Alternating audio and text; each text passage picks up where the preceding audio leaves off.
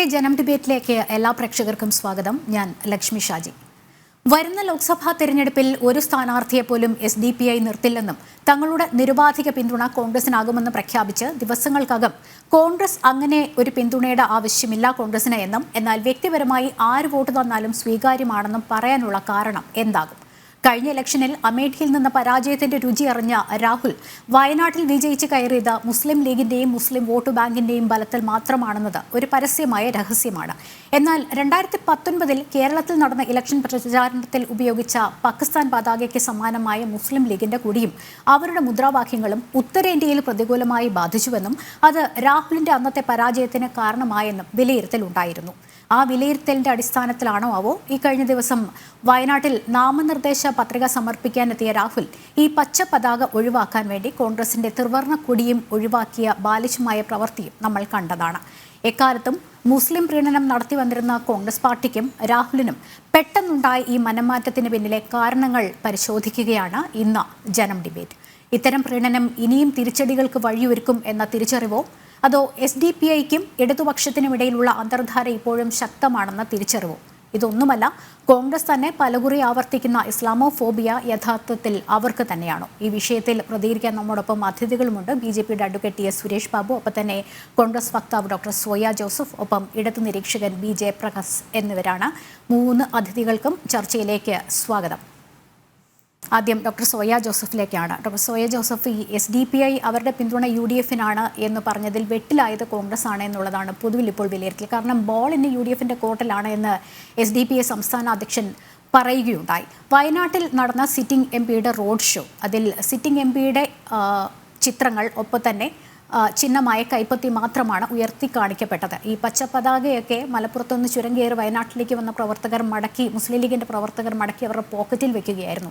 അത്തരത്തിലൊരു പക്ഷേ അവരുടെ മതവികാരം ഉൾപ്പെടെ വ്രണപ്പെട്ട സാഹചര്യത്തിൽ ഇപ്പോൾ തന്നെ ഇടതുപക്ഷത്തേക്ക് ചാഞ്ഞു നിൽക്കുന്ന ലീഗിന് ഉൾപ്പെടെ വലതുനിന്ന് ഇടത്തേക്കുള്ള ചുവടുമാറ്റത്തിന് കാരണമാകുമോ ഈ ഒരു നിലപാട്, കോൺഗ്രസിൻ്റെ നിലപാട്? അങ്ങനെയാണെങ്കിൽ കേരളത്തിൽ കോൺഗ്രസിൻ്റെ ഭാവി എന്താകുമെന്നുള്ളതാണ് പൊതുവിൽ രാഷ്ട്രീയ കേരളം ഇപ്പോൾ നോക്കിക്കാണുന്നത്. കോൺഗ്രസ് എങ്ങനെയാണ് ഈ ഒരു സാഹചര്യത്തോട് പ്രതികരിക്കുന്നത്?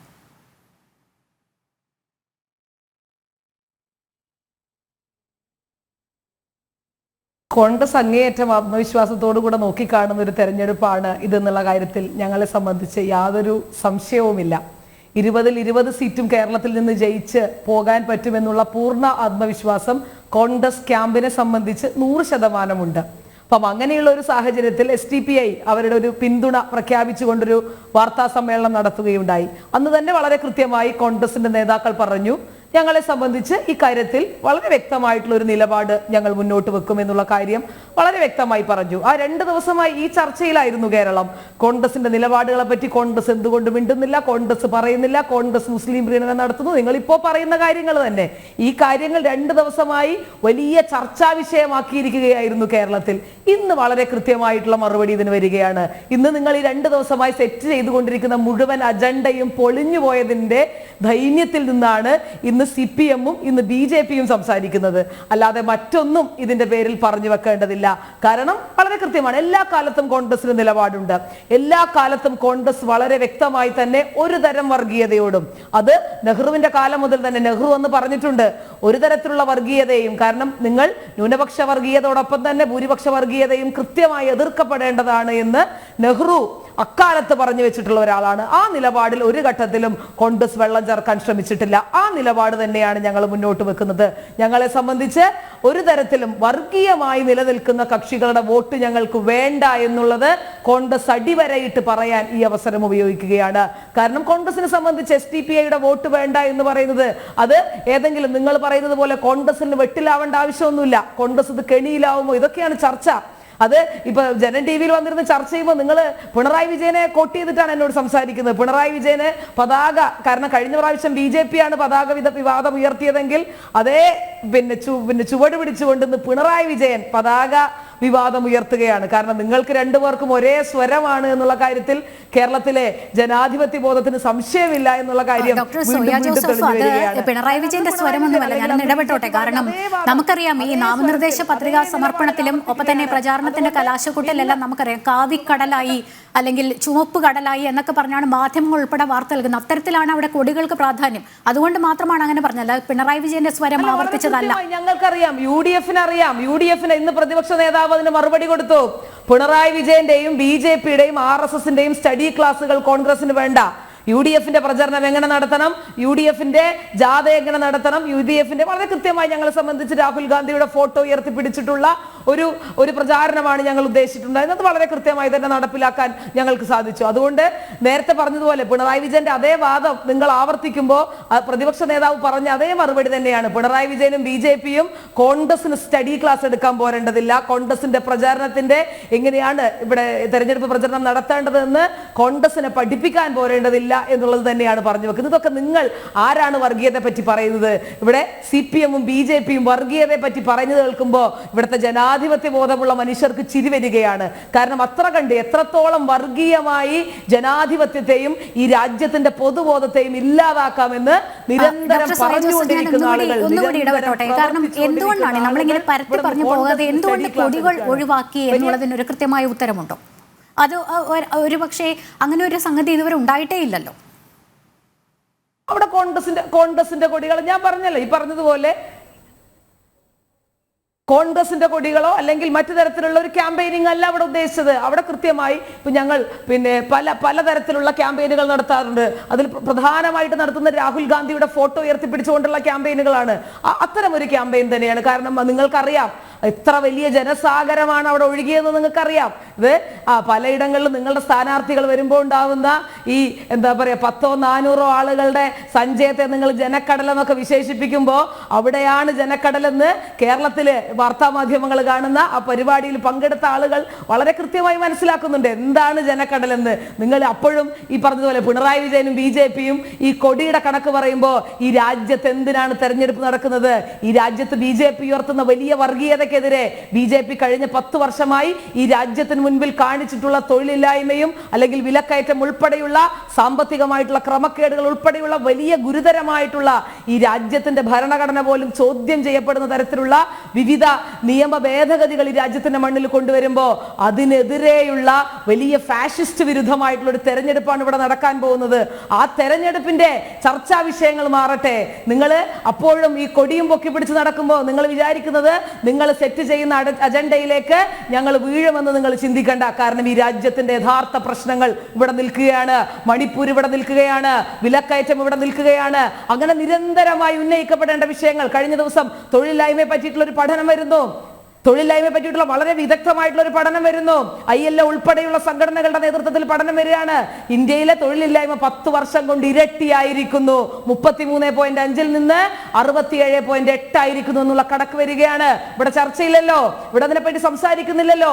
നിങ്ങൾ ഇങ്ങനെ അജണ്ട മാറ്റാൻ വേണ്ടി ഈ രാജ്യത്തിന്റെ യഥാർത്ഥ പ്രശ്നങ്ങൾ മറച്ചു വെക്കാൻ അല്ല എന്നാണ് ഡോക്ടർ സോയ ജോസഫ് പറഞ്ഞത്. ഞാൻ ഇടപെടുകയാണ്, എന്നോട് ക്ഷമിക്കണം. കാരണം നമുക്ക് ലഭിച്ചിരിക്കുന്ന സമയം പരിമിതമാണ്. ഡോക്ടർ സോയ ജോസഫ്, നമുക്ക് വിഷയത്തിലേക്ക് തന്നെ കൃത്യമായി ചുരുങ്ങി നിന്നുകൊണ്ട് ഈ ചർച്ച മുന്നോട്ട് കൊണ്ടുപോകാൻ നോക്കാം.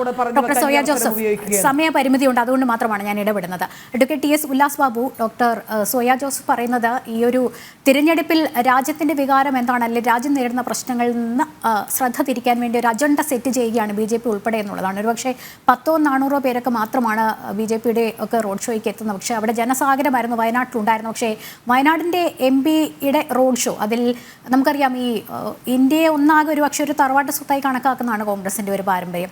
ഈ അവർ ചെന്നെത്തിയിരിക്കുന്ന മുന്നണിക്ക് പോലും ഇന്ത്യ മുന്നണി എന്നാണ് പേരിട്ടിരിക്കുന്നത്. പക്ഷേ ത്രിവർണ്ണ കൊടി പോലും ഒഴിവാക്കി. അത് മുസ്ലിം ലീഗിന് അവരുടെ വികാരം വ്രണപ്പെടാതിരിക്കാൻ വേണ്ടിയിട്ടായിരിക്കും. ഉത്തരേന്ത്യയിൽ വലിയ രീതിയിലുള്ള തിരിച്ചടിയാകി പാകിസ്ഥാൻ പതാകയോട് ഉപമിക്കാവുന്ന ഈ മുസ്ലിം ലീഗിന്റെ പതാക. അതുകൊണ്ട് തന്നെ അത് ലീഗിന്റെ പ്രവർത്തകർക്ക് ചുരുട്ടി അത് പോക്കറ്റിൽ ഇടേണ്ടി വന്നു. കൂടാതെ ത്രിവർണ്ണ കൊടിയും ഒഴിവാക്കിയ സാഹചര്യം, കൈപ്പത്തി മാത്രമാണ് ഉയർത്തിക്കാട്ടിയത്. രാഹുലിന്റെ ചിത്രങ്ങളും ഉണ്ടായിരുന്നു. ഇത് ഇസ്ലാമോഫോബിയ കോൺഗ്രസിനെ ഗ്രസിച്ചിരിക്കുന്നു എന്നുള്ളതാണ് പൊതുവിൽ ഒരു സംശയമായി ഉയരുന്നത്. BJP-ക്ക് ഈ ഒരു വിഷയത്തിൽ എന്താണ് നിലപാട് വ്യക്തമാക്കാനുള്ളത്? അല്ലെങ്കിൽ BJP ഇതിനെ എങ്ങനെ നോക്കിക്കാണും? കോൺഗ്രസിന്റെ പ്രതിനിധി പറഞ്ഞ വാക്കുകൾ ഞാനും ശ്രദ്ധിച്ചിരുന്നു. നമുക്കിതിന്റെ സബ്ജക്റ്റിൽ നിന്ന് സംസാരിക്കുമ്പോൾ ഒരു കാര്യം മനസ്സിലാക്കേണ്ടത്, SDPI എന്ന് പറയപ്പെടുന്ന മത തീവ്രവാദ വർഗീയ സംഘടന എന്ന് പറഞ്ഞാൽ കൊലപാതകം എന്ന് പറയപ്പെടുന്നതിനെ ഒരു മുഖമുദ്രയാക്കി കൊണ്ടുപോകുന്ന രാഷ്ട്രീയ സംഘടന. ഇന്ത്യൻ ദേശീയതയോടോ ഭാരതത്തിന്റെ സംസ്കാരത്തിനോടോ ഭാരതത്തിനോടോ കൂറു പുലർത്താത്ത, എങ്ങനെയെങ്കിലും എതിർത്ത് നിൽക്കുന്ന ആളുകളെ ഇല്ലായ്മ ചെയ്യണമെന്ന രാഷ്ട്രീയമുള്ള ഒരു സംഘടന. ആ സംഘടനയുടെ നേതാക്കന്മാർ കൃത്യമായി പറയുന്നു, ഞങ്ങൾ UDFനാണ് പിന്തുണ, കോൺഗ്രസിനാണ് പിന്തുണ എന്നവർ പറയുന്നു. അരനിമിഷം ചിന്തിക്കേണ്ടതുണ്ടോ?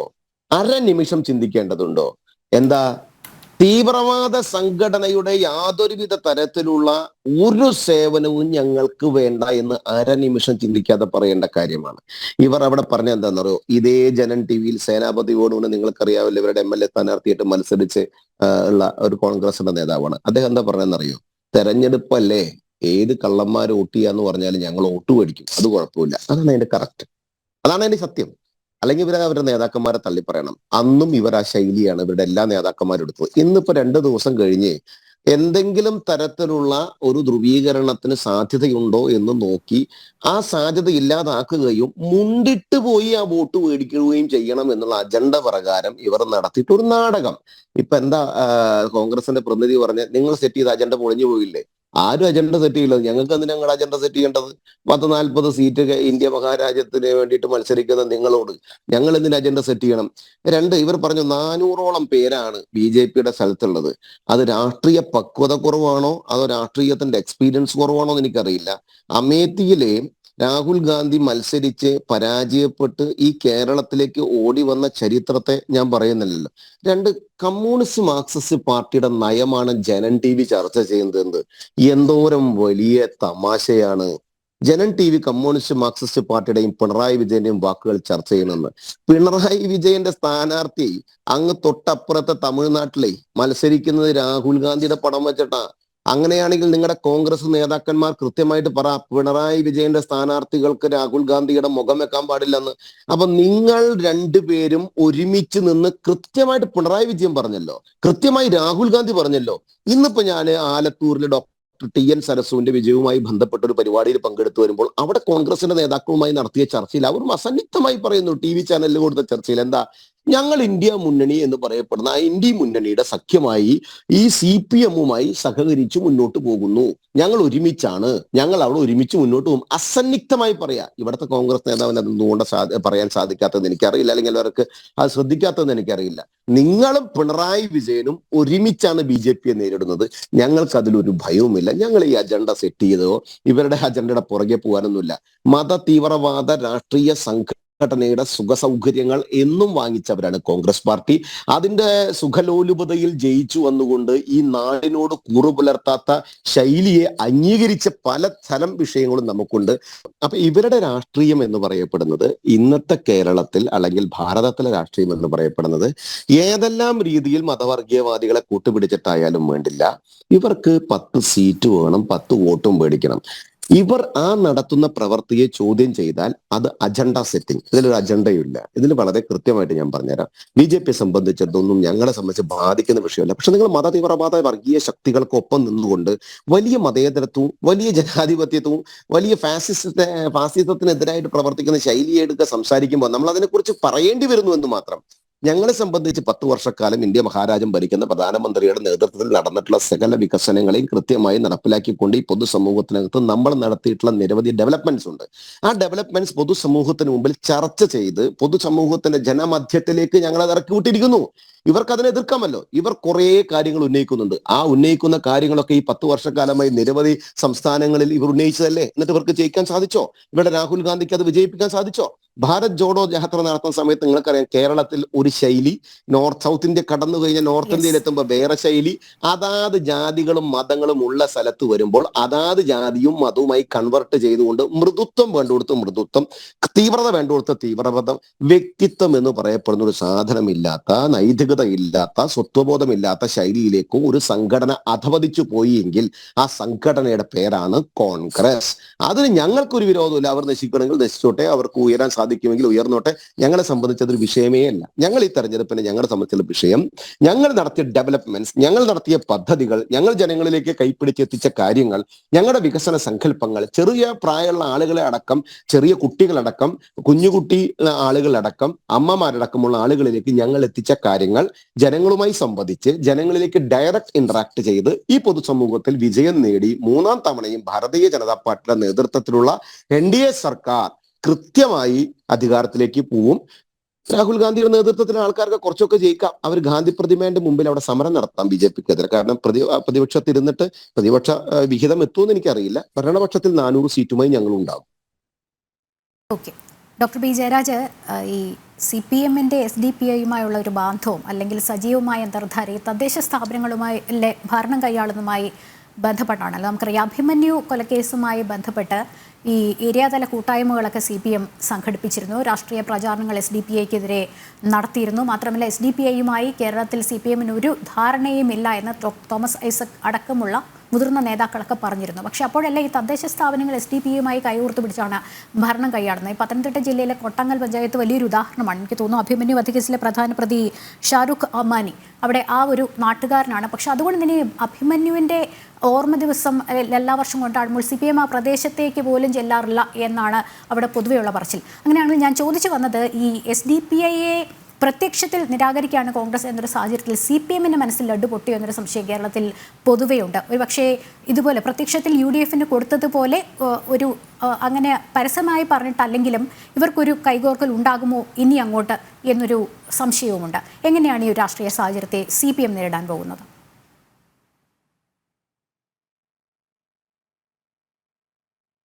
കൃത്യമായിട്ട് അതിനുള്ള മറുപടി ഞാൻ പറഞ്ഞുതരാം. ഏറ്റവും ആദ്യം പറയാനുള്ളത്, ഈ ഗോവിന്ദ മാസ്റ്റർ സെക്രട്ടറി ആവുന്നതിന് മുമ്പിൽ CPMന്റെ പാർട്ടി സെക്രട്ടറി ആയിട്ടിരുന്ന ആളാണ് കോടിയേരി ബാലകൃഷ്ണൻ. അന്തരിച്ചു പോയ കോടിയേരി ബാലകൃഷ്ണൻ വളരെ അസന്നിഗ്ധമായി പ്രഖ്യാപിച്ചിട്ടുണ്ട്, യാതൊരു ന്യൂനപക്ഷ വർഗീയതയുടെയോ ഭൂരിപക്ഷ വർഗീയതയുടെയോ ഒരു വോട്ടും ഞങ്ങൾക്ക് വേണ്ട എന്ന് പറഞ്ഞുകൊണ്ടാണ് കഴിഞ്ഞ തെരഞ്ഞെടുപ്പിൽ, പൊതു തെരഞ്ഞെടുപ്പിൽ, നിയമസഭാ തെരഞ്ഞെടുപ്പിൽ CPM ഇലക്ഷനെ നേരിട്ടത്. അവിടെ നിന്നാണ് ജനങ്ങൾ ഞങ്ങൾക്ക് 100 സീറ്റ് നൽകി അധികാരത്തിലേറ്റിയത്. അത് കഴിഞ്ഞ കാലം. എന്നാൽ ഏതെല്ലാം പഞ്ചായത്തുകളിൽ SDPIയുമായി ബാന്ധവമുണ്ടെന്ന് ആരോപിക്കുന്നവർ മനസ്സിലാക്കാൻ വേണ്ടി ഒരു കാര്യം കൂടി പറഞ്ഞുതരാം. അങ്ങനെ എവിടെയെങ്കിലും SDPI പിന്തുണ പ്രഖ്യാപിച്ചിട്ടുണ്ടെങ്കിൽ ആ പ്രഖ്യാപനത്തിന് ആ SDPI പിന്തുണ വേണ്ട എന്ന് പറഞ്ഞ് തന്നെ അവിടുത്തെ പഞ്ചായത്താരെയും ലോക്കലാണെങ്കിലും ഭരണസമിതികളെല്ലാം പിരിച്ചുവിട്ടിട്ട് തന്നെയുണ്ട് CPM. ആ കാര്യത്തിൽ യാതൊരു സംശയം വേണ്ട. അതുപോലെ തന്നെ ഈ SDPI ഓപ്പണായിട്ട് അവർക്ക് പിന്തുണ പ്രഖ്യാപിക്കാനുണ്ടായ സാഹചര്യം MF ഹസനും ആളുകളും ചേർന്നിട്ട് നടത്തിയ ചർച്ചയുടെ ഭാഗമായിട്ടാണെന്ന് ഇന്ന് പരസ്യമായ രഹസ്യമാണ്. അതിനുശേഷം ആദ്യത്തെ 2 ദിവസം ആരുടെ വോട്ടും സ്വീകരിക്കുമെന്ന് പറഞ്ഞുകൊണ്ടിരുന്നവർ ഇന്നാണ് ചുവട് മാറ്റി ഒരു അഭിപ്രായം പറയുന്നത്, ഞങ്ങൾക്ക് അവരുടെ വോട്ട് വേണ്ട, അവർ വെട്ടിലായി എന്ന് കൃത്യമായിട്ടൊരു ബോധം അവർക്കുണ്ടായപ്പോഴാണ് അവർ തുറന്നു പറയുന്നത്. എന്നിട്ട് പോലും കൊല്ലത്തെ സ്ഥാനാർത്ഥിയായിട്ടുള്ള UDFന്റെ സ്ഥാനാർത്ഥിയായിട്ടുള്ള NK പ്രേമചന്ദ്രൻ എന്താ പറഞ്ഞതെന്നറിയോ? ഞാൻ അതിനെക്കുറിച്ച് അറിഞ്ഞിട്ടില്ല എന്ന്. VD സതീശൻ വളരെ കൃത്യമായി പറഞ്ഞിട്ട് പോലും കൊല്ലത്തെ സ്ഥാനാർത്ഥി അതിനെക്കുറിച്ച് അറിഞ്ഞിട്ടില്ല. പ്രേമചന്ദ്രൻ 2 വെള്ളത്തിലാണ്. പല സ്ഥലങ്ങളിലും കോൺഗ്രസും ലീഗും BJPയുമായി സഖ്യമുണ്ടെന്ന് ഇടതുപക്ഷം ആരോപിക്കുമ്പോൾ പല സ്ഥലങ്ങളിലും ഏറ്റവും പ്രകടമായിട്ട് കാണാൻ പറ്റുന്നത് കൊല്ലം പാർലമെന്റ് നിയോജക മണ്ഡലത്തിലാണ്. അവിടെയാണ് NK പ്രേമചന്ദ്രൻ BJPയുടെയും അതുപോലെ തന്നെ SDPIയെ സപ്പോർട്ട് ചെയ്യുന്ന PFIയുടെ എല്ലാം വള്ളത്തിൽ ഒരുമിച്ച് യാത്ര ചെയ്യാൻ ശ്രമം നടത്തിക്കൊണ്ടിരിക്കുന്നത്. അത് ആ തിരഞ്ഞെടുപ്പിൽ അതിന്റെ റിസൾട്ട് വരുമ്പോൾ നമുക്ക് കാണാനുള്ള കാര്യം പറഞ്ഞറിയിക്കേണ്ടെന്ന കാര്യമില്ല. അതാണ് അതിനെക്കുറിച്ച് പറയാനുള്ളത്. പിന്നെ നേരത്തെ ഈ പറഞ്ഞതുപോലെ 2020 എന്നൊക്കെ കോൺഗ്രസിന്റെ നേതാവ് ഇടുന്നുണ്ട് പറയുന്നത്, കിഴക്കമ്പലത്തിനെ കുറിച്ച് എങ്ങനെ ഇടയ്ക്ക് ദിവാസ്വപ്നം കണ്ടതായിരിക്കും. അവിടെ ഒരു മുന്നണി ഉണ്ടല്ലോ 2020 എന്ന് പറഞ്ഞാൽ. അല്ലാതെ ഒരിക്കലും നടക്കാൻ പറ്റാത്ത ഒരു മലർപ്പൊടിക്കാരന്റെ മനോരാജ്യം മാത്രമാണ് കോൺഗ്രസിനെ സംബന്ധിച്ചിടത്തോളം ഈ പാർലമെന്റ് തെരഞ്ഞെടുപ്പിൽ 2020 എന്ന് പറയാൻ ഞാൻ ആഗ്രഹിക്കുകയാണ്. അതുപോലെ തന്നെ ഭയങ്കര എക്കോ കേൾക്കുന്നുണ്ട് കേട്ടോ, കൃത്യമായിട്ട് പറയുന്നത് കേൾക്കുന്നില്ല, എക്കോ ഭയങ്കരമായിട്ടുണ്ട്. ചെക്ക് ചെയ്യോ? അപ്പൊ ഇതിനകത്ത് ഇസ്ലാമോഫോബിയ എന്ന് പറയുന്ന ഒരു സാധനം ആർക്കാണുള്ളത്? അതുകൊണ്ട് EMS വളരെ നേരത്തെ തന്നെ പറഞ്ഞിട്ടുണ്ട്, ഭൂരിപക്ഷ വർഗീയതയും ന്യൂനപക്ഷ വർഗീയതയും പരസ്പരം ശക്തിപ്പെടുത്തി തന്നെയാണ് വളരുന്നതെന്ന്. അതേ സ്റ്റാൻഡ് തന്നെയാണ് ഇന്ന് CPM-നുള്ളത്. അത് അഖിലേന്ത്യാ തലത്തിലാണെങ്കിലും ശരി, കേരളത്തിലാണെങ്കിലും ശരി, സംസ്ഥാന തലത്തിലാണെങ്കിലും ശരി, ഒരേ സ്റ്റാൻഡ് തന്നെയാണ്. അതിനകത്ത് യാതൊരു സംശയവും വേണ്ട. RSSനെ കാണുന്നത് പോലെ തന്നെയാണ് SDPI കാണുന്നത്. അത് രണ്ടും, ഒന്ന് ഭൂരിപക്ഷ വർഗീയതയാണെങ്കിൽ മറ്റൊന്ന് ന്യൂനപക്ഷ വർഗീയതയാണ്. പിന്നെ ഈ പറഞ്ഞതുപോലെ ദേശസ്നേഹത്തിന്റെയും ദേശവിരുദ്ധതയും ഒന്നും ആർക്കും അങ്ങോട്ടും ഇങ്ങോട്ടും ആരോപിക്കാൻ നല്ലത് ആർക്കും ആരും കുത്തകയൊന്നും കൊടുത്തിട്ടില്ല. ആരാണ് ദേശസ്നേഹി? ദേശസ്നേഹത്തിന്റെ കാർഡ് പോക്കറ്റ് ഇട്ടുണ്ടെന്നും എല്ലാവരും ഒന്നും നടക്കുന്നൊന്നുമില്ല. ദേശസ്നേഹം കണ്ടുപിടിക്കാനുള്ള മെഷീൻ ഒന്നും ആരും കുത്തകയായി കൊടുത്തിട്ടുമില്ല. അത് എനിക്ക് മുമ്പ് സംസാരിച്ച BJP പ്രതിനിധിയെ മനസ്സിലാക്കാൻ വേണ്ടി ഞാൻ പറഞ്ഞതേ ഉള്ളൂ. അങ്ങനെ ആരെയും നമ്മൾ ദേശസ്നേഹികളെന്ന് പറഞ്ഞാൽ ഇപ്പൊ നിരോധിക്കപ്പെട്ട സംഘടനകളുണ്ടാവും. നിരോധിക്കപ്പെട്ട സംഘടനകളെ നമ്മൾക്ക് അങ്ങനെ എന്തെങ്കിലും പ്രവർത്തനങ്ങൾ നടത്തിയിട്ടുണ്ടെങ്കിൽ അവരെ അങ്ങനെ നമുക്ക് കാണാം. അതുപോലെ തന്നെ RSS ഒരു ഘട്ടത്തിൽ നിരോധിക്കപ്പെട്ടിട്ടുണ്ടല്ലോ, ഇന്ത്യയിൽ നിരോധിക്കപ്പെട്ടിട്ടുണ്ടല്ലോ. അതിനുശേഷം അതിന് നിരോധനം നീക്കുകയുണ്ടായി. അതിനകത്തെല്ലാം ദേശവിരുദ്ധ ശക്തികളാണ്, വിദേശ ശക്തികളാണ് എന്നൊക്കെ ആരോപിക്കുന്നതിനോട് എനിക്ക് യാതൊരു താല്പര്യമില്ല. പക്ഷെ ഇത്തരം അപകടകരമായ സംഘടനകളെ എത്രയോ പേരുടെ മരണത്തിനൊക്കെ ഇടയാക്കിയ ഒരു വിഷയത്തിലല്ലല്ലോ RS നിരോധിക്കപ്പെട്ടത്. ഉല്ലാസ് ബാബു മറുപടി പറഞ്ഞോളൂ. അല്ല, ഞാൻ ബഹുമാനായിട്ടുള്ള ശ്രീ ഇടതുപക്ഷത്തിന്റെ വ്യക്തിയോട് പറയുന്നത്, പോപ്പുലർ ഫ്രണ്ടിനെ വിഷമിപ്പിക്കാതെയും താലോലിച്ചും വേണം റെയ്ഡ് നടത്താനെന്ന് ഉത്തരവിട്ട നിങ്ങളുടെ മുഖ്യമന്ത്രി പിണറായി വിജയൻ കമ്മ്യൂണിസ്റ്റ് മാർക്സിസ്റ്റ് പാർട്ടിയുടെ ആഭ്യന്തരമന്ത്രി തന്നെയാണല്ലോ അല്ലെ? അല്ല, ഞാനതിന്റെ കൃത്യമായ ഭാഷാശൈലിയിൽ അദ്ദേഹം ഉദ്ദേശിച്ചത് കൃത്യമായി പറഞ്ഞു മാത്രം. അവർക്ക് പാലും തൈരും കൊടുത്ത് വളർത്തിയിട്ട് കുന്തിരിക്കം വാങ്ങിച്ചോ അവലും മലരും വാങ്ങിച്ചോ എന്ന് പരസ്യമായി മുദ്രാവാക്യം വിളിച്ച് ഹിന്ദുക്കളെയും ഞങ്ങൾ കൊല്ലും, ക്രൈസ്തവനെയും ഞങ്ങൾ കൊല്ലുമെന്ന് പരസ്യമായി കേരളത്തിന്റെ തെരുവീതികൾ പ്രഖ്യാപിച്ച് അവർ നടത്തിയിട്ടുള്ള കാര്യങ്ങളൊക്കെ എതിരെ കേസെടുത്ത് എന്തായി? ഏതെങ്കിലും കോടതിക്ക് അത് മുന്നിൽ അവർ നടത്തിയിട്ടുള്ള അഭ്യാസങ്ങൾക്ക് നിങ്ങൾ എന്താ അന്വേഷണം അവിടെ എത്തി? അഭിമന്യു മറക്കാൻ പറ്റുമോ ഇടതുപക്ഷക്കാരന്? വട്ടവടയിൽ നിന്ന് തൊട്ട് താഴത്തെ പഞ്ചായത്തിൽ ഈരാട്ടുപേട്ടയിൽ നിങ്ങൾ ആലോചിച്ച് നോക്കണം. ഈരാട്ടുപേട്ടയിൽ അടക്കം വട്ടവടയുടെ അഭിമന്യു മരിച്ചതിന്റെ കൊലപാതകത്തിൽ പെട്ടു എന്ന് പറയപ്പെടുന്ന പ്രതികളടക്കം ഇന്ന് അവിടെ പഞ്ചായത്ത് ഭരണത്തിൽ കെട്ടിപ്പിടിച്ച് നടക്കുകയാണ്. അങ്ങ് മലപ്പുറയിൽ, അങ്ങ് പത്തനംതിട്ടയിൽ, എല്ലാ സ്ഥലത്തും. എന്നിട്ട് അവർ മങ്ങിയായി പറയുകയാണ്. ഇവരുടെ ബൽദേവ് സച്ചിദാനന്ദൻ എന്ന് പറയപ്പെടുന്ന ഒരു വ്യക്തി കഴിഞ്ഞ ചർച്ചയിൽ കൃത്യമായി ജനം ടിവിയുടെ കയ്യിലെ ലൈബ്രറിയിൽ അത് ഉണ്ടാകും. അദ്ദേഹം പറഞ്ഞ എന്താണെന്ന് പറയുക, തദ്ദേശ സ്വയംഭരണ സ്ഥാപനങ്ങളിൽ SDPI-യുമായി CPM-ന് ബന്ധമുണ്ട്, ഞങ്ങൾ ഒരുമിച്ച് മുന്നോട്ട് പോകുന്നുണ്ട്, പക്ഷെ ലോകസഭയിൽ ഞങ്ങൾ മുന്നോട്ട് പോകുന്നില്ല എന്ന് പറഞ്ഞാൽ അവനവൻ ആവശ്യമുള്ള സ്ഥലത്ത് ആവുന്നുണ്ട്, അല്ലാത്തപ്പോൾ ഞങ്ങൾ ആകുന്നില്ല. ഇനി കോൺഗ്രസ്സുകാർ അത് നടപ്പിലാക്കുമ്പോൾ ഞങ്ങൾ അതിനെ എതിർക്കുകയും ചെയ്യും എന്ന് പറയപ്പെടുന്ന ആ രാഷ്ട്രീയത്തെ ഞങ്ങൾ എന്ത് വിളിക്കണം? കമ്മ്യൂണിസ്റ്റുകാരൻ കാണിക്കുന്ന അതേ ശൈലി തന്നെയാണ് കോൺഗ്രസ്സുകാരനും ഇപ്പൊ കാണിച്ചുകൊണ്ടിരിക്കുന്നത്. അവർക്ക് SDPI-യുടെ വോട്ട് വേണം. എന്നാൽ പൊതുസമൂഹത്തിന് മുമ്പിൽ ഞങ്ങൾ വലിയ മതേതരവാദികളാണെന്ന് കാണിക്കുന്ന അഭ്യാസങ്ങളാണ്. പിന്നെ എന്നെയും BJP-യെയോ സംഘപരിവാർ പ്രസ്ഥാനങ്ങളെയോ ദേശീയതയെ കുറിച്ചോ ദേശീയവാദത്തെ കുറിച്ചോ ദേശസ്നേഹത്തെ കുറിച്ചോ ഒന്നും ഇടതുപക്ഷത്തിന്റെ പ്രതിനിധി പഠിപ്പിച്ചു തരേണ്ടതില്ല. അതൊക്കെ നമുക്ക് ചരിത്രം ചർച്ച ചെയ്യണമെങ്കിൽ കൃത്യമായി ചർച്ച ചെയ്യാം. 1 മണിക്കൂർ ജനം TV കൃത്യമായി അനുവദിച്ച് തരികയാണെങ്കിൽ നമുക്ക് ആ ചർച്ച ചെയ്യാം. അല്ലെങ്കിൽ നാളെ ചർച്ച വെച്ചാൽ നമുക്കത് കൃത്യമായിട്ട് ബഹുമാനായ ശ്രീ ജയപ്രകാശ് നമുക്ക് ചർച്ച ചെയ്യാം കേട്ടോ. നിങ്ങൾ രാഷ്ട്രീയം എന്ന് പറയുമ്പോൾ ഇവിടെ ഒരു അഭ്യാസം, തൊട്ടപ്പുറത്ത് മറ്റൊരു അഭ്യാസം, ലോകസഭയിൽ വേറെ അഭ്യാസം. ജയരാജ് 543 ഡോക്ടർ ജയരാജൻ ഒരു സംശയം ചോദിച്ചോട്ടെ സർ, 543 സ്ഥാനാർത്ഥികളെ ഇന്ത്യ മഹാരാജ്യത്ത് നിർത്താനുള്ള പ്രാപ്തി നിങ്ങൾക്കുണ്ടോ? നിങ്ങളുടെ പാർട്ടി ഉപ്പുവെച്ച കലം പോലെ ഈ കേരളത്തിലേക്ക് മാത്രം ഒതുങ്ങി തീർന്നേ ഈ സങ്കുചിത മനസ്ഥിതിയും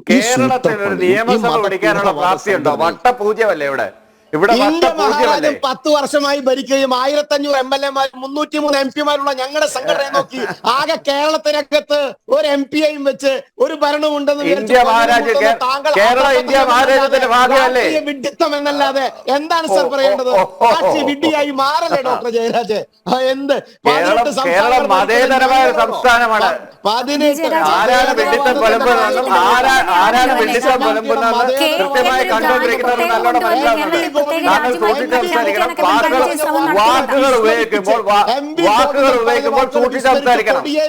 എന്നെ സൂക്ഷിപ്പിക്കാണെന്നും ഡോക്ടർ ജയരാജ് പഠിപ്പിക്കണ്ട കേട്ടോ. ഡോക്ടർ ജയരാജ് 1500 MLA-മാരും 303 MP-മാരും 18 സംസ്ഥാനങ്ങൾ ഭരിക്കുകയും ചെയ്യുന്ന ഞങ്ങളുടെ രാഷ്ട്രീയ പ്രസ്ഥാനം ചെറുതാണെന്ന് പറയാൻ കാണിച്ച കേരളത്തിൽ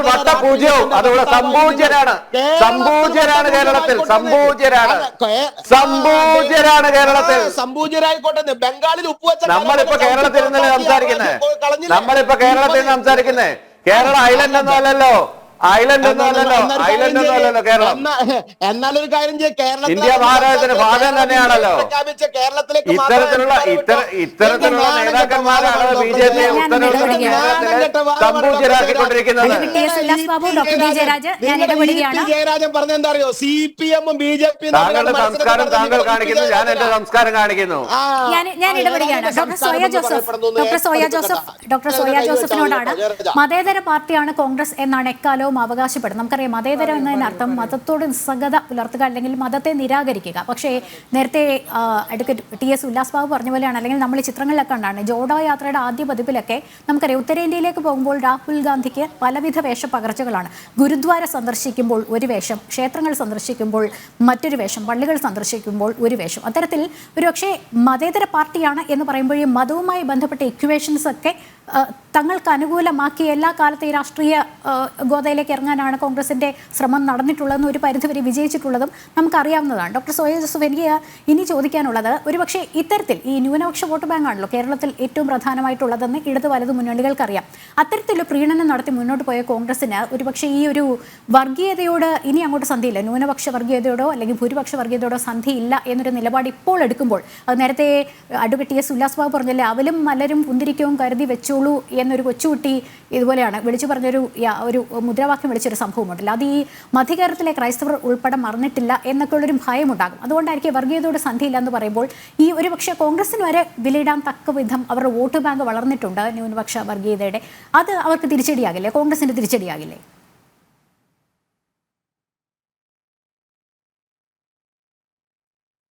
ഞാൻ ആദ്യം തന്നെ ഒരു കാര്യം പറയാം. നിങ്ങൾ നേരത്തെ പറഞ്ഞ എന്താണ് മതേതരത്വം എന്ന് പറയുന്നതിന് ബഹുമാനിയായിട്ടുള്ള അവതാരക ലക്ഷ്മി അങ്ങ് പറഞ്ഞിട്ടുള്ള ഒരു അതിൻ്റെ ഒരു ഡെഫിനിഷൻ കേട്ട് എനിക്ക് അത്ഭുതം തോന്നുകയാണ്. കാരണം മതേതരത്വം എന്ന് ഇന്ത്യയുടെ ഭരണഘടനയിൽ പറയുന്നത്, നിങ്ങൾ പറഞ്ഞത് മതത്തോട് നിസ്സംഗത കാണിക്കുക, മതത്തെ നിരാകരിക്കുക എന്നുള്ള 2 വാക്കുകളാണ്. നിങ്ങൾ BJP-യുടെ തത്വശാസ്ത്രം പറയാനാണ് ഇവിടെ ഇരിക്കുന്നത് എന്നുള്ള കാര്യത്തിൽ സംശയമില്ല. പക്ഷേ BJP പറയുന്ന മതേതരത്വത്തെ ഡിഫൈൻ ചെയ്യാൻ കൂടെ നിങ്ങൾ ശ്രമിക്കരുത്. മതേതരത്വം എന്ന് പറഞ്ഞാൽ, ഇന്ത്യൻ മതേതരത്വം എന്ന് പറയുന്നത് ഈ രാജ്യത്തെ മതങ്ങളെയും മതവിശ്വാസങ്ങളെയും ആചാരങ്ങളെയും മുഴുവൻ ഉൾക്കൊള്ളുക എന്നുള്ളതാണ് എന്നാണ് എൻ്റെ വളരെ പരിമിതമായിട്ടുള്ള അറിവ് വെച്ച് ഞാൻ പഠിച്ചിട്ടുള്ള ഭരണഘടന എന്ന് പറയുന്നത്. BJP-യുടെ ഭരണഘടന അതല്ല എന്നുള്ളത് എനിക്ക് വളരെ കൃത്യമായിട്ട് അറിയാം. കാരണം BJP പറയുന്നത് അവർക്ക് ഇഷ്ടമുള്ളതിനെ ആശ്ലേഷിക്കുകയും ഇഷ്ടമില്ലാത്തതിനെ നിരാകരിക്കുകയും അത്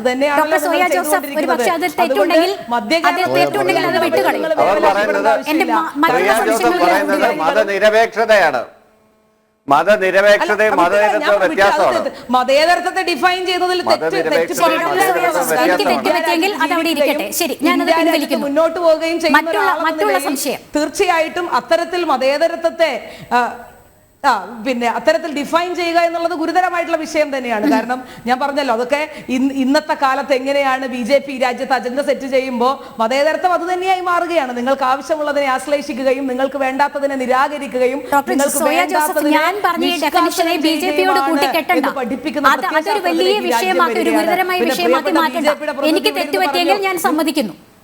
തീർച്ചയായും ഞാനത് വിട്ടുകളഞ്ഞിരിക്കുന്നു.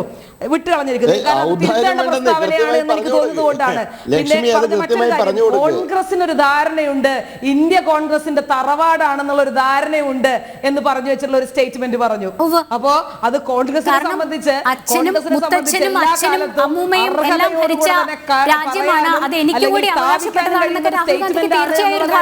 സംശയമില്ല. ഈ രാജ്യത്തെ ഉണ്ടാക്കിയെടുത്തതും ഈ രാജ്യത്തെ ഇന്ന് കാണുന്ന നിലയിലേക്ക് വളർത്തിയെടുത്തതും കോൺഗ്രസ് ആണ് എന്ന് പറയുന്നതിൽ യാതൊരു സംശയക്കുറവും ഈ രാജ്യത്തെ ജനാധിപത്യ മതേതര വിശ്വാസികൾക്ക് ഇല്ല. പിന്നെ നേരത്തെ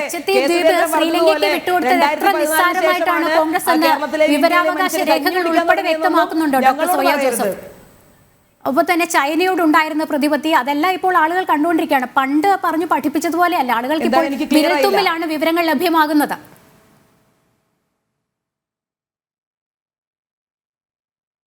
47-ലെ സ്വാതന്ത്ര്യം തരുമ്പോ 47 മുമ്പ് ഈ രാജ്യത്തിന്റെ സ്വാതന്ത്ര്യ സമരം നടക്കുമ്പോൾ RSS എവിടെയായിരുന്നു, നിങ്ങളുടെ സവർക്കർ ഉൾപ്പെടെയുള്ള നേതാക്കന്മാർ എവിടെയായിരുന്നു എന്നുള്ള ചരിത്രം ഒന്നും എന്നെ കൊണ്ട് പറയിപ്പിക്കരുത്. നേരത്തെ ശ്രീ ഉല്ലാസ് ബാബു പറഞ്ഞതുപോലെ ഈ രാജ്യത്തിന്റെ ചരിത്രം ഒന്ന് 1 മണിക്കൂർ ചർച്ച വെക്കാമെന്ന് ഞാൻ BJP-യോടും അതുപോലെ ജനൻ TV-യോടും വെല്ലുവിളിക്കുകയാണ്. ഈ രാജ്യത്തിന്റെ ചരിത്രം നിങ്ങൾ ചർച്ച ചെയ്യണം. നിങ്ങൾക്ക് ധൈര്യം ഉണ്ടെങ്കിൽ ഈ ഇന്ത്യ രാജ്യത്തിന്റെ ചരിത്രം നിങ്ങൾ ചർച്ച ചെയ്യണം. ഇന്ത്യയുടെ ദേശീയത ചർച്ച ചെയ്യണം. ഇന്ത്യയുടെ സ്വാതന്ത്ര്യ സമരം ചർച്ച ചെയ്യണം. ഇന്ത്യയുടെ സ്വാതന്ത്ര്യ സമര പ്രസ്ഥാനവുമായി ബന്ധപ്പെട്ട സ്വാതന്ത്ര്യ പ്രസ്ഥാനങ്ങളെ പറ്റി ചർച്ച ചെയ്യണം. അവിടെ RSS എവിടെ, അവിടെ BJP എവിടെ, അവിടെ നിങ്ങളൊക്കെ എവിടെയാണ് നിൽക്കുന്നത്? വിഷയത്തിലേക്ക് തിരിച്ചു വരാം. ഡോക്ടർ പി ജയരാജ് പറഞ്ഞത് ചർച്ചകളുടെ അടിസ്ഥാനത്തിൽ തന്നെയാണ് SDPI UDF-ന്റെ പിന്തുണ പ്രഖ്യാപിച്ചത് എന്നാണ്. ഞങ്ങൾക്ക് ചിലത് പറയാനുണ്ട്. ഡോക്ടർ പി ജയരാജിന്റെ ഒരു ആരോപണം ഉണ്ടായിരുന്നില്ല, അല്ലെങ്കിൽ അങ്ങനെ ഒരു doctor Zoya Joseph, doctor B Jayaraj പറഞ്ഞത് ചർച്ചകളുടെ അടിസ്ഥാനത്തിലാണ് SDPI UDF-ന് പിന്തുണ പ്രഖ്യാപിച്ചത് എന്നാണ്. പറയൂ.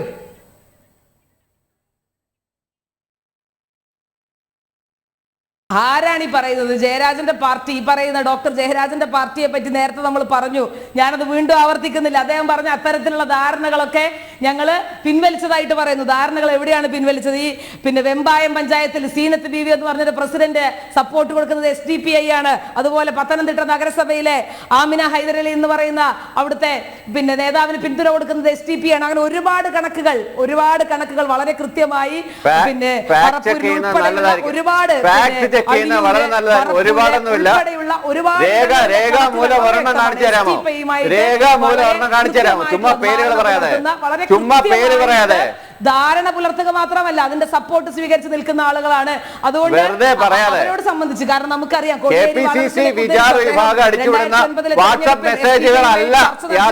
കേരളത്തിന്റെ പൊതുസമൂഹത്തിൽ വളരെ വ്യക്തമായിട്ടുള്ള കാര്യങ്ങളാണ്. അതിനെപ്പറ്റിയൊന്നും ഞാൻ PDP-യുമായിട്ടുള്ള ബന്ധത്തിനെ പറ്റിയൊക്കെ വളരെ കൃത്യമായി കേരളത്തിലെ പൊതുസമൂഹത്തിൽ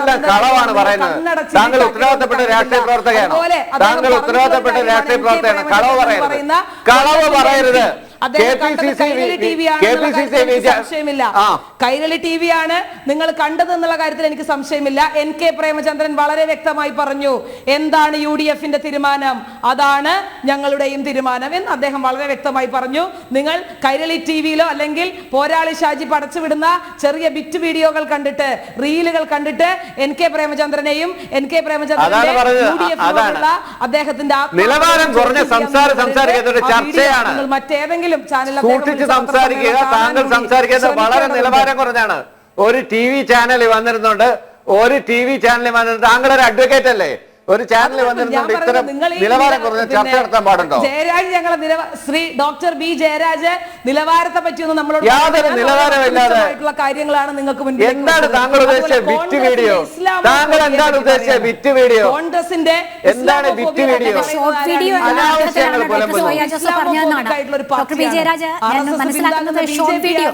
ഇസ്ലാമോഫോബിയെ പറ്റി പറഞ്ഞ് ഇത്ര കണ്ട് ഈ രാജ്യത്തെ മുസ്ലിങ്ങളെ അരക്ഷിതമാക്കി മുന്നോട്ട് കൊണ്ടുപോകുന്ന പാർട്ടി അങ്ങനെയൊക്കെ വ്യാഖ്യാനിക്കാം. അല്ലല്ല, അത് ഇന്ന് സീതാറാം യെച്ചൂരിയുടെ ഇറക്കിയ പ്രകടന പത്രികയിൽ അങ്ങനെ ചില കാര്യങ്ങളുണ്ട്. ഒരുപക്ഷെ അരക്ഷിതാവസ്ഥ മുസ്ലിങ്ങളിൽ സൃഷ്ടിക്കുന്ന ചില നിലപാടുകൾ എടുത്തിട്ടുണ്ട്. അത് ഇല്ലെന്ന് നമുക്ക് പറയാൻ സാധിക്കില്ല. എന്തായാലും ചർച്ചയിലേക്ക് തിരിച്ചെത്താം. ഒരു ഇടവേള അനിവാര്യമായിരിക്കുന്നു. ഇടവേളയ്ക്ക് ശേഷം